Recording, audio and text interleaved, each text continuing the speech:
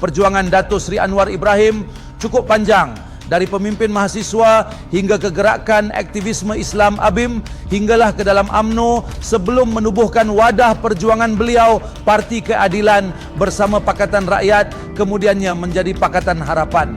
Soal siapakah juara orang Melayu ini selalu dijadikan bahan dagangan politik dalam berkempen. Bagi UMNO, mereka saja yang boleh jaga orang Melayu. Jika UMNO tumbang, maka nasib Melayu pun akan terpinggir. Bagi PAS, perjuangan Melayu saja tidak cukup tanpa label Islam, maka perjuangan Islam itu hendaklah terkehadapan. Bagi Bersatu pula, mereka adalah versi UMNO yang lebih baik untuk menjaga orang Melayu. Pemimpin UMNO yang korup wajar digantikan dengan pemimpin Bersatu yang bersih kononnya. Benarkah begitu? Hakikatnya, kepentingan orang Melayu hanya dapat dijaga jika pemimpin nombor satu negara, yakni Perdana Menteri yang berketurunan Melayu itu tidak mencuri. Iya, itu sahaja. Segala cakap-cakap perjuangan Melayu ini akan menjadi basi jika pemimpin Melayu di atas yang diamanahkan untuk menjaga amanah negara itu mencuri, menyeleweng dan pecah amanah. Segala formula gabungan Parti Melayu, UMNO, PAS dan Bersatu ini bukanlah teori baru rocket science yang baru difikirkan oleh mana-mana pihak. Parti-parti Melayu ini semua sudah pun bergabung tak lama dahulu, bukanlah 20 hingga 30 tahun yang lampau. Baru 5 tahun lepas saja dah bergabung dah pun. Apa yang jadi? Bergaduh juga sesama sendiri. Ya tuan-tuan dan puan-puan, bila semua parti Melayu ini dulu bergabung, mereka bergaduh sesama sendiri. Bukanlah kerana DAP yang melagakan mereka. Bukan. Mereka bergaduh sesama sendiri kerana berebutkan kuasa dan harta. Itulah punca bergaduh. Jadi kali ini mahu bergabung lagi dan mahu bergaduh lagi. Mengulang hal yang sama dan mengharapkan keputusan berbeza adalah kerja orang gila. Maka apakah solusinya kepada kemelut gabungan parti orang Melayu ini? Ada solusinya, ada penyelesaiannya. Jangan bimbang. Bukan niat penulis nak menggagalkan niat tulus suci murni ramai orang Melayu yang mahu melihat kepimpinan Melayu itu kembali menjadi kuat di bawah satu payung. Inilah cita-cita semua orang Melayu. Jadi apakah penyelesaiannya?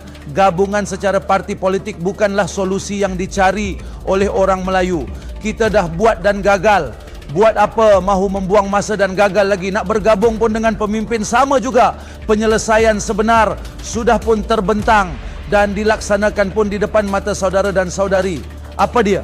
Orang Melayu hendaklah mencari seorang pemimpin Melayu yang tidak ada rekod lampau mencuri wang rakyat, keras melawan rasuah, melawan penyelewengan kuasa harta kepada stafnya sendiri, tidak terpukau dengan kuasa dan harta.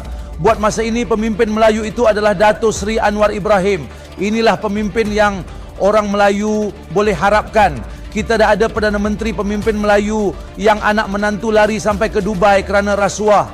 Kita dah ada Perdana Menteri pemimpin Melayu yang dijumpai dengan 170 juta ringgit.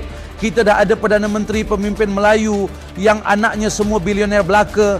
Kita juga dah ada Perdana Menteri pemimpin Melayu yang dijatuhkan hukuman penjara hingga 15 tahun dan denda 11 bilion ringgit. Ini semua bukan salah DAP. Bukan DAP yang curi hak orang Melayu.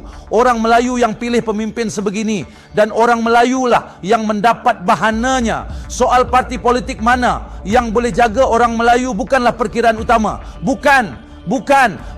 Kita dah buat dan gagal. Soal paling utama adalah siapakah pemimpin Melayu yang mahu menerajui perjuangan orang Melayu itu. Itu lebih penting. Maka melihat keadaan politik pada waktu ini, tidak ada orang yang lebih layak untuk memimpin orang Melayu selain dari YAB PMX Datuk Seri Anwar Ibrahim. Tidak ada gabungan parti apapun mampu menyaingi kepimpinan YAB PMX dalam menjaga orang Melayu. Anwar Ibrahim dah melalui pengalaman pahit, dipenjarakan hampir 10 tahun dalam kerjaya politiknya. Anwar Ibrahim keluar dari penjara dengan tekad untuk membuat islah perubahan bagi merubah nasib dan mentaliti bangsa agar lebih maju jaya. Segala macam berbilion ringgit telah diberikan Anwar Ibrahim kepada orang Melayu dengan pelbagai skim bantuan. Tanah-tanah milik kerajaan persekutuan telah digazet sebagai Tanah Bumiputera untuk melindungi rizab tanah Melayu. Hakikatnya Inilah peluang untuk orang Melayu memiliki seorang pemimpin yang tidak lagi mencuri dan pecah amanah hak orang-orang Melayu. Inilah dia. Jika kau sibuk-sibuk mencari ke sana sini, sibuk nak bergabung sana sini untuk menurunkan pemimpin Melayu seperti Anwar Ibrahim ini, sebenarnya tanpa sedar kaulah pengkhianat kepada bangsa kau sendiri, kerana sentiasa mahu menjatuhkan sesama sendiri dan tak habis-habis mahu bergaduh sesama sendiri. Kesimpulannya, berikanlah Anwar Ibrahim masa secukupnya untuk memimpin dan menolong orang Melayu. Jangan kita jadi beruk mahu menyusahkan pemimpin Melayu kita sendiri. Sekian.